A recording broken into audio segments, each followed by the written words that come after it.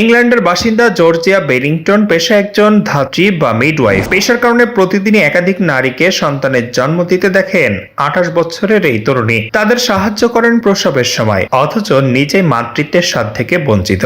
কারণ 15 বছর বয়সে জর্জিয়া বেরিংটন জানতে পারেন তিনি মায়ার রোকিটানস্কি কুইস্টার হাউজার সিনড্রোম নামের এক রোগের শিকার হয়েছেন। সে কারণে তিনি জরায়ু ছাড়াই জন্মেছেন। কিশোরী বয়সে তিনি জানতে পারেন কখনো সন্তান ধারণ করতে পারবেন না। তরুণীর সেই অধরা স্বপ্ন এবার পূরণ হতে চলেছে।